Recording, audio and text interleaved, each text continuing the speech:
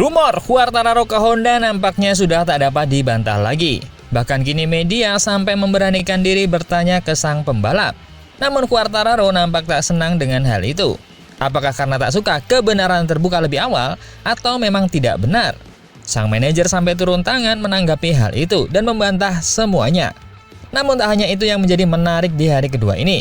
Nampak KTM membawa motor aneh yang berbeda dengan motor-motor biasa yang diuji coba di Sepang. Dan juga hasil tes di hari kedua ini, Yamaha nampak optimis dengan mesin V4-nya yang menguasai hasil dan mencatatkan waktu tercepat.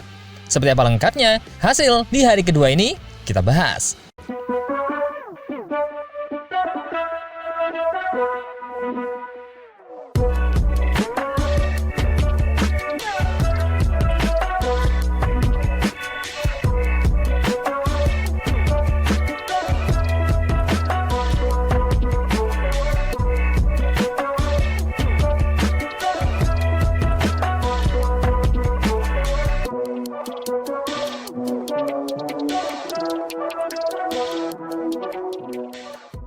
Jangan sampai ketinggalan update tentang MotoGP dari TNT.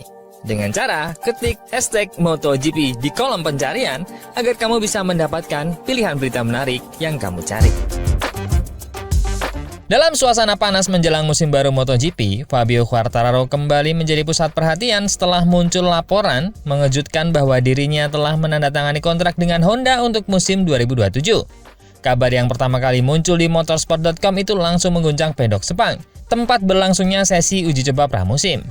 Namun ketika tiba di sirkuit untuk tes hari kedua, Quartararo memberikan tanggapan dengan tegas terhadap isu tersebut. Dengan ekspresi tenang namun jelas menunjukkan ketidaksenangannya. Sang juara dunia MotoGP 2021 itu menepis kabar miring yang beredar. Terlalu banyak bicara, ujarnya singkat kepada MotoGP.com. Lebih baik fokus kepada apa yang bisa kita lakukan. Ketika kembali ditekan oleh wartawan tentang apakah dirinya memang sedang mengerjakan kesepakatan dengan Honda, Quartararo hanya menutup mulut rapat-rapat sambil tersenyum. Sebuah gestur simbolis bahwa dia tidak akan memberi celah pada spekulasi yang terus berkembang. Menanggapi situasi yang kian liar di media, manajer pribadi Quartararo, Thomas Mauban, akhirnya turut angkat bicara untuk meluruskan keadaan. Dalam pernyataannya kepada media Prancis, Mauban menegaskan bahwa memang ada pembicaraan yang dilakukan dengan beberapa pabrikan, baik dari Eropa maupun Jepang. Namun belum ada satu pun yang menghasilkan kesepakatan resmi. Ya, benar ada komunikasi dengan beberapa pabrikan, tapi tidak ada tanda tangan apapun. Saat ini semuanya masih sebatas pembicaraan awal. Mauban juga menambahkan bahwa kemungkinan masa depan Quartararo masih sangat terbuka. Fabio bisa saja tetap bersama Yamaha atau mungkin bergabung dengan Aprilia bahkan Ducati. Semua kemungkinan masih ada, tambahnya dengan nada diplomatis. Isu mengenai kemungkinan Quartararo ke Ducati pun memunculkan spekulasi menarik. Banyak pengamat menilai bahwa bukan hal mustahil jika Ducati suatu saat memutuskan untuk menduetkan dua bintang besar dengan kombinasi kecepatan dan ketenaran tertinggi di MotoGP saat ini. Misalnya Fabio Quartararo dengan Marc Marquez dalam satu tim. Sebuah skenario yang jika terjadi akan mengguncang tatanan kekuatan di grid MotoGP. Sementara rumor terus berputar, Quartararo memilih untuk membiarkan hasil di lintasan berbicara. Pada hari kedua tes shakedown di Sepang, dia mencatatkan waktu tercepat keempat menggunakan prototipe mesin V4 terbaru Yamaha, menunjukkan bahwa fokusnya belum goyah sedikit pun. Di puncak sesi, Jack Miller dari Pramac Racing tampil sebagai yang tercepat. Sementara shakedown resmi akan berlanjut hingga hari ini sebelum semua tim dan pembalap utama turun pada tes pramusim pada tanggal 3-5 Februari. Untuk saat ini, satu hal yang pasti, Fabio Quartararo ingin dunia tahu bahwa dia tidak akan dikendalikan oleh rumor, hanya oleh kecepatan di lintasan.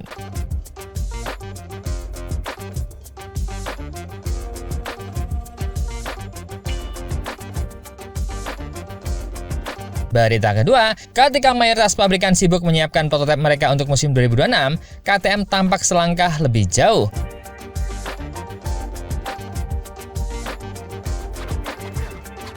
Di saat yang lain masih berkutat pada penyempurnaan paket mesin 1000 cc dan adaptasi aerodinamika, tim asal Austria itu justru membawa sesuatu yang aneh yang mencurigakan ke lintasan Sepang. Sebuah tanda bahwa mereka mungkin sudah memikirkan masa depan yang lebih jauh, bahkan hingga era mesin 850 cc pada tahun 2027. Kehadiran Mika Kallio dalam daftar pembalap uji KTM menjadi kejutan tersendiri. Pembalap asal Finlandia itu kembali beraksi mendampingi dua penguji reguler, Pol Espargaro dan Dani Pedrosa, pada sesi shakedown MotoGP Sepang. Namun, yang membuat perhatian tertuju padanya bukan sekedar kehadirannya, melainkan pada motor yang dia tunggangi. Dari hasil pengamatan dan foto yang beredar, RC16 milik Kaleo tampak berbeda dari biasanya. Dia menjalani sesi uji coba tanpa perangkat pengatur ketinggian kendaraan atau Ride High Device maupun alat bantu start cepat yaitu Hold Short Device. Dua fitur yang masih digunakan oleh semua pabrikan lain pada motor 2026 mereka. Langkah berani ini langsung menimbulkan dugaan bahwa KTM tengah menguji komponen-komponen awal untuk motor 850cc mereka, mengingat kedua sistem tersebut akan dilarang sepenuhnya pada regulasi MotoGP 2027. Kecurigaan tersebut semakin menguat ketika pada akhir hari pertama, Kaleo melakukan simulasi start dengan ketinggian motor yang normal. Tanpa perangkat penurun suspensi, motor Kaleo mengalami wheelie di awal. Perbedaan dengan Pol Espargaro yang masih menggunakan sistem pengatur ketinggian tersebut. Gambar-gambar di hari kedua pun menunjukkan serupa RC16 versi Kaleo tetap mempertahankan tinggi badan normal. Sebuah tanda bahwa pengujian ini memang diarahkan untuk mempelajari karakter motor tanpa bantuan mekanisme ketinggian otomatis. KTM sendiri memang pernah menjadi pelopor dalam pengujian mesin 850cc. Pada Desember lalu di Jerez, Espargaro sudah menjajal versi awal motor generasi terbaru tersebut. Karena itu, bukan tidak mungkin bahwa Kaleo di Sepang sedang melanjutkan fase pengembangan berikutnya. Ketika dikonfirmasi oleh Crash.net, pihak KTM memberikan jawaban yang diplomatis namun penuh makna. Mereka menyebut bahwa kehadiran Kaleo adalah untuk membantu beban kerja Pol Espargaro dan Dani Pedrosa, serta menguji beberapa hal yang masih dalam tahap pengembangan awal dan tidak memerlukan uji stres akhir. Pernyataan ini, walau tidak secara eksplisit menyebutkan mesin 850cc, seolah mengonfirmasi bahwa Kaleo memang terlibat dalam pengujian komponen generasi berikut. Dari sisi performa, Kaleo memang mencatatkan waktu lebih lambat, sekitar 4-5 detik dibandingkan pembalap KTM lainnya. Namun selisih itu justru memperkuat dugaan bahwa motor yang digunakan memiliki tenaga yang dikurangi, atau bahkan sudah menggunakan konfigurasi mesin 850cc dengan output lebih ringan. Yang menarik, Kaleo tetap menggunakan ban Michelin, bukan Pirelli, padahal ban Pirelli akan menjadi ban resmi MotoGP mulai 2027. Artinya, fokus utama pengujian bukan pada ban, melainkan pada karakter dasar mesin dan sasis di bawah regulasi baru. Dengan langkah ini, KTM tampak menjadi pabrikan yang paling progresif dan visioner di grid MotoGP. Saat pabrikan lain masih sibuk mengoptimalkan motor 2026 mereka, KTM sudah berinvestasi pada masa depan.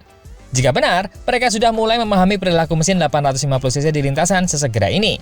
Maka, pada saat kompetisi era baru dimulai, KTM bisa menjadi pabrikan pertama yang benar-benar siap, meninggalkan para rival satu langkah di belakang.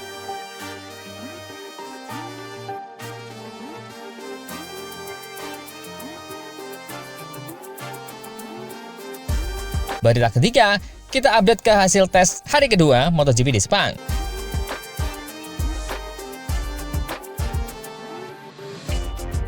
Hari kedua, tes shakedown MotoGP Sepang 2026 berakhir dengan hasil yang mengejutkan bagi banyak pihak. Di tengah panasnya sirkuit dan padatnya jadwal pengujian, Yamaha akhirnya menunjukkan taring dari proyek mesin V4 barunya. Dan menariknya, bukan Fabio Quartararo atau Alex Rins yang menjadi sorotan utama, melainkan Jack Miller. Pembalap asal Australia ini yang membela tim satelit Pramac itu sukses menempatkan diri di posisi teratas dengan catatan waktu 1 menit 57.908 detik di jam-jam terakhir sesi hari kedua. Pencapaian Miller ini menandai pertama kalinya mesin Yamaha V4 memuncaki daftar waktu MotoGP, sekaligus memberi sinyal kuat bahwa pabrikan Iwata mulai bangkit dari keterpurukan teknis dalam beberapa musim terakhir. Lap terbaik Miller mengungguli satu-satunya pembalap lain yang mampu menembus kisaran 1 menit 57 detik, yaitu Pol Espargaro dari KTM. Sementara itu, Alex Espargaro yang menjadi pencetak waktu tercepat di hari pertama harus puas turun ke posisi ketiga dengan selisih 0,158 detik. Hari kedua juga menjadi pertanda kebangkitan kolektif bagi Yamaha. Fabio Quartararo dan Alex Rins turut masuk 5 besar, membuat 3 motor Yamaha berada di posisi terdepan. Keduanya menjalani sesi penuh pengumpulan data untuk menguji kestabilan, distribusi tenaga, dan respon aerodinamika dari V4 baru yang benar-benar berbeda dari karakter mesin inline 4 yang telah digunakan selama bertahun-tahun. Di belakang mereka ada Toprak Razgatlioglu, sang juara bertahan Superbike yang kini menjajal musim pertamanya di MotoGP, menempati posisi ke-7, hanya 0,897 detik lebih lambat dari Miller, hasil yang sangat menjanjikan bagi pendatang baru. Jika dibandingkan dengan rekor resmi di sirkuit Sepang yang masih dipegang oleh Pecco Bagnaia pada 2024 dengan waktu 1 menit 56337 detik, hasil Yamaha kali ini masih terpaut sekitar 1,5 detik. Namun, mengingat ini baru tahap awal pengujian pramusim dengan kondisi lintasan yang tidak seoptimal sesi kualifikasi, jarak tersebut terbilang sangat kompetitif. Sebagai pembanding, pada kualifikasi Grand Prix Malaysia 2025, catatan tercepat Yamaha dengan mesin inline 4 adalah 1 menit 57195 detik lewat Quartararo.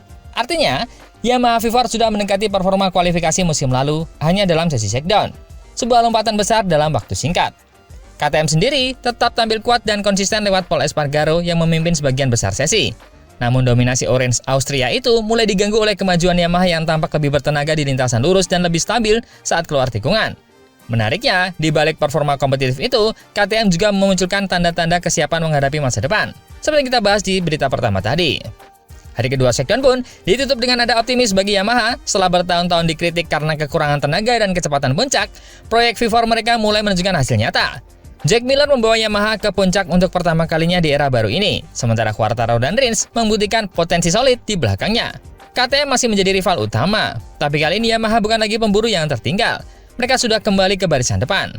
Hari ketiga Shakedown akan menjadi kesempatan terakhir untuk memperhalus setelan sebelum uji coba resmi 3-5 Februari. Namun satu hal yang jelas, Yamaha V4 telah berbicara dan suaranya terdengar lantang di Sepang. Dan ini dia hasil terakhir Shakedown tes hari kedua di Sepang.